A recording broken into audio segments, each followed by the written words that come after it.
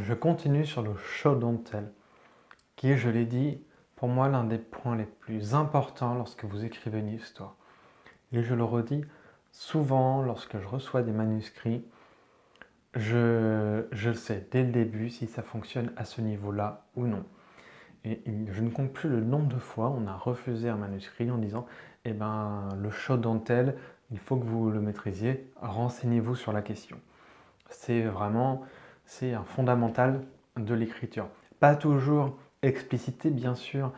Déjà, je vous l'ai dit, c'est un concept qui est plutôt anglophone à la base. Et là, pour le coup, il vaut vraiment en français aussi.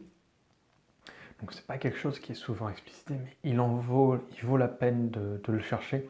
Et si vous voyez, tous les grands auteurs font du show plus que du tel. On avait peut-être...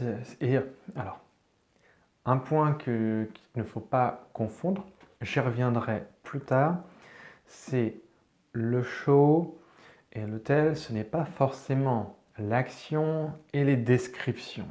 Ce n'est pas la même différence. Parfois ça va de pair, mais pas toujours. Le fait de montrer, c'est pas toujours faire le personnage qui fait les actions et les décrire. Et puis voilà. Si vous vous souvenez de l'exemple qu'on avait donné, il n'y avait que des actions, il n'y avait pas de description. C'était même plutôt l'inverse, il y avait plus de descriptions dans la partie suivante. Mais il ne faut pas abuser des descriptions non plus, il ne faut pas qu'elles soient en rupture de l'immersion. Donc on va revenir sur les descriptions, mais ce sont deux concepts qui sont différents, liés mais différents, et qu'il ne faut pas confondre.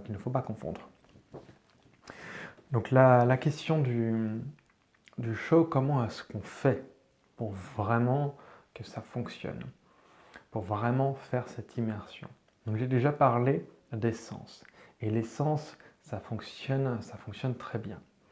Et je pense qu'une autre chose à réfléchir, c'est le show, on touche plutôt aux conséquences qui font déterminer la cause. Par exemple, si je décris une femme dans une romance qui sort, que je dis qu'elle a une robe noire, qu'elle est parfumée, qu'elle a mis du rouge à lèvres, que je la décris comme ça, on montre déjà un certain état d'esprit. Ça permet au lecteur d'identifier à partir de conséquences, donc d'éléments de détail, de refaire le cheminement logique dans sa tête et d'avoir accès à l'information. Donc si on a les personnages comme ça permet de mieux cerner leur état d'esprit, ce qu'ils pensent, le pourquoi, sans forcément dire il fait ça parce que, il fait ça parce que, il fait ça parce que. Parce que là, c'est pas intéressant comme façon de faire. Non, il vaut mieux remonter, parce qu'en remontant, ça nous permet d'avoir vraiment toutes les informations. Et donc c'est la même chose si on reprend cette femme et elle invite quelqu'un chez elle et puis elle a cuisiné, et on décrit ce qu'elle a cuisiné, les lumières sont tamisées, la personne arrive. Tout ça, ça donne une ambiance, une saveur à la scène et ça montre ses intentions, ses pensées, ça le montre par les conséquences. Et on ne dira pas quelque chose d'aussi froid que ce garçon lui plaît et donc elle l'a invité, elle a tout bien préparé et elle s'est fait belle pour lui. C'est froid. Alors que montrer comment est-ce qu'elle le fait, montrer des détails attentionnés, et c'est ça, c'est la même chose que dans une relation humaine. Quand on est attentionné envers quelqu'un, ce sont des petits détails qui font un tout. Et en littérature, c'est la même chose. Il faut être attentionné envers votre lecteur et lui donner des petits détails, des petites choses qui lui fassent ressentir ce qu'il se passe. Alors là, je parlais d'une scène romantique, donc c'est plutôt positif, mais ça marche aussi dans les scènes très sombres, et ça marche dans dans tous les genres littéraires, il n'y a pas de limite à ce show. Donc voilà, on parle des conséquences, des détails qui permettent au lecteur de reconstruire lui-même la chose. Et c'est quelque chose que je vous ai souvent dit, ça, que l'écriture c'était des puzzles, la littérature, des pièces de puzzle à droite à gauche éparses qui permettent au lecteur de reconstruire l'image complète dans son esprit. C'est pas quelque chose où on lui liste les pièces et les choses une par une. Non, on lui donne des détails, des informations, et c'est lui qui reconstruit ce qui s'est passé. Donc voilà, pensez aux conséquences plus qu'aux causes, pardon. Un autre point, c'est ajouter du conflit dans vos scènes. Mais là encore, ça marche si le conflit vécu est interne et palpable. C'est-à-dire que si je fais l'autre cow-boy qui rentre dans le bar et puis il joue aux cartes et quelqu'un a triché, il se lève, il lui tire dessus, oui, il y a du conflit, mais on s'en fiche parce que c'est raconté de manière froide, comme un documentaire. On a vraiment l'impression de ne pas être là. Alors que si on a l'immersion, si on a l'odeur du tabac, si on a la musique du piano qui est discordante, si on a les regards que l'autre joueur qui a une vieille barbe dégueulasse et qui fume et qui est en train de chier comme ça. Voilà, là je vous mets des descriptions et tout de suite, même sans aller très loin, c'est une scène qui n'a pas forcément beaucoup d'intérêt, qui pourrait être une scène d'exposition. On a avec les petits détails, une immersion supplémentaire et qui fonctionne parce que le lecteur est là avec le personnage, il est à la table de jeu, il sent la texture des cartes qui collent parce que elles ont été, il y a eu du whisky renversé, ça pue. Enfin, on a vraiment ce côté-là. On a tout, tout est fait pour que l'immersion soit le maximum. Et c'est ça que vous devez faire en littérature. C'est vous baser sur les détails. Parce que vous voyez, je ne pars pas du haut pour aller vers le bas en disant bah voilà la situation, etc. La personne en face de lui est ça, ça, ça. Et puis les cartes sont ça, ça, ça. Et puis etc. Non, ce sont plein de détails qui ne sont pas forcément mis en désordre, mais qui sont mis dans l'ordre où le personnage les vit. Mais pas forcément dans un ordre logique, irrationnel et éthéré. Non, on est dans quelque chose de chaud, d'immersif. Et quand on est immergé dans un personnage, eh ben, on vit avec lui dans l'ordre de ses pensées. Donc voilà, il faut donner des indices sur tout cela sans expliciter tout, parce que le lecteur n'est pas idiot. Il peut, à partir de ce que vous lui dites, expliciter et comprendre l'univers, comprendre le cadre, comprendre tout cela. On en revient aux questions d'exposition, où oui, il faut lui donner les éléments nécessaires, mais il ne faut pas prendre le lecteur pour un idiot. S'il a suffisamment d'informations, il reconstruit l'histoire mentalement, et tant que les informations sont là, ça marche. Et le show, c'est tout ça, c'est de donner des petits détails, des petites choses, des indices, et avec les indices, en faire un enquêteur. Donc voilà, faire appel aussi au sens. Donc ça, je l'ai dit, mais c'est important et ça fonctionne bien parce que nous sommes, je le répète, je me répète beaucoup, mais c'est important de bien l'intégrer, nous sommes des créatures sensorielles. Notre perception du monde passe par nos sens avant d'entrer dans la réflexion.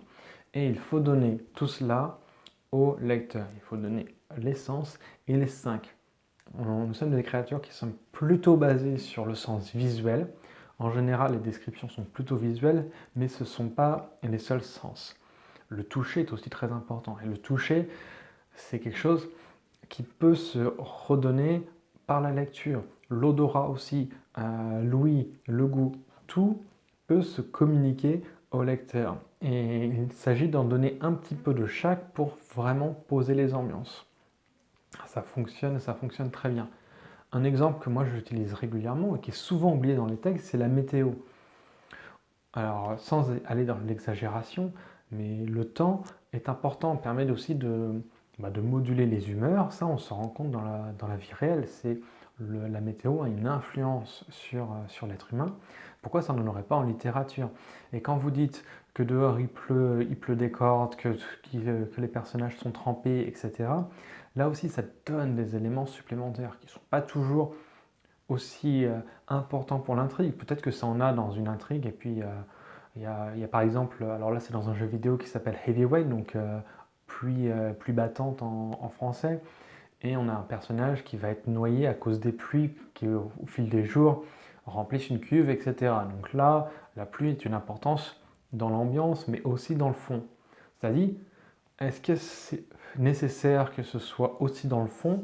Pas toujours. Ça peut être bien de faire les deux, c'est même une très bonne idée, mais simplement donner de la texture et du corps à l'univers et à vos personnages, et ça marche avec ces détails comme ça, sans en abuser, sans noyer le personnage, sans noyer le lecteur sous toutes ces informations qui peuvent devenir en trop. Mais voilà, c'est comme quand il y a une saturation au niveau des sens, il faut éviter ça, il ne faut pas exagérer et abuser, mais il faut en donner suffisamment pour que le lecteur reconstruise l'ambiance, reconstruise l'endroit, reconstruise le personnage, et puis, encore une fois, soit immergé. Je vais finir en une dernière chose, mais même chose quand vous parlez des sentiments de votre personnage ou de ses émotions. Un conseil que je vois régulièrement, c'est d'éviter de dire que votre personnage a peur, mais plutôt qu'il tremble, ou de montrer par des actes, il n'ose pas ouvrir la porte ou autre comme ça. C'est vrai, c'est un bon conseil, mais pourquoi c'est rarement explicité. Le pourquoi, déjà, il y a tout ce chemin mental dont je vous ai parlé, c'est-à-dire que si on dit le personnage est comme ça, sans passer des conséquences vers la cause du bas vers le haut, eh bien c'est froid. Mais ce n'est pas que ça. Quand vous êtes par exemple en colère ou triste, vous ne vous dites pas je suis en colère. Non, vous pouvez l'exprimer à quelqu'un, je suis en colère. Vous pouvez l'interpréter. Mais pourquoi vous êtes en colère? Vous êtes en colère parce qu'il s'est passé ça, parce que quelqu'un vous a poussé dans le bus, parce que vous a fait une réflexion, parce que, voilà. Vous êtes triste pourquoi? Parce que quelqu'un que vous aimez a souffert, ou on vous a blessé, ou vous vous sentez seul. Mais il y a des points qui font naître cette émotion. Si vous dites simplement au lecteur, l'émotion est comme ça, eh bien, on n'est pas dans le personnage. Et vous, en tant qu'individu, vous ne vivez pas comme ça. Les émotions naissent de stimuli et après elles se traduisent par cette émotion. Vous pouvez interpréter, bien sûr, vous pouvez dire ah oui, je suis triste, mais pourquoi ça vient de quelque part? Et votre lecteur a besoin de savoir bah oui, d'où est-ce que vient cette émotion? Pourquoi elle est là? Et de donner les éléments de cette émotion qui permet après au lecteur de se dire ah bah oui, bah là il est triste, ou il est en colère, ou peu importe, ou il est joyeux. Ça marche très bien en lui donnant simplement les conséquences de cette émotion. Et de creuser alors à la fois plus les causes, mais non, plus les causes, c'est-à-dire d'où vient l'émotion et comment est-ce que ça se traduit. Mais pas lui dire l'émotion est comme ça. Ça ne marche jamais. C'est vraiment, c'est froid. Et vous devez faire du chaud avec votre écriture. Et même quand c'est des textes qui sont censés être glaciaux. Si vous avez un texte avec un personnage qui est un maniaque et qui est très froid, là aussi, on montrera ses actes, on montrera peut-être ses pensées, on montrera des choses qui sont déviantes, mais on n'ira pas vous dire c'est comme là, là, là, là. On ne fera pas du monotone, du monocorde, non. On s'immergera dans le personnage, y compris si c'est de la froideur ou de l'absence d'émotion qu'on veut montrer. Mais on la montre par les actes, par les réflexions, par les sens, par, euh, par tout cela, par les conséquences et par l'impact sur le monde plus que de manière globale. Et tout cela demande beaucoup d'efforts parce que c'est plus difficile à écrire, il faut se poser des questions. Et souvent quand on commence une scène, on a peut-être envie de se dire bon bah il se passe ça, et non, il faut la reprendre et se dire oui bah non, on va rentrer dans le personnage, on va faire de l'immersion. C'est beaucoup plus difficile, beaucoup plus long, ça demande plus d'énergie de la part de l'auteur, mais c'est nécessaire de le faire parce que c'est ça l'écriture, c'est donner de l'émotion, c'est rentrer dans vos personnages et c'est immerger votre lecteur. Si vous avez compris ça, vraiment, vous avez l'un des fondamentaux de l'écriture.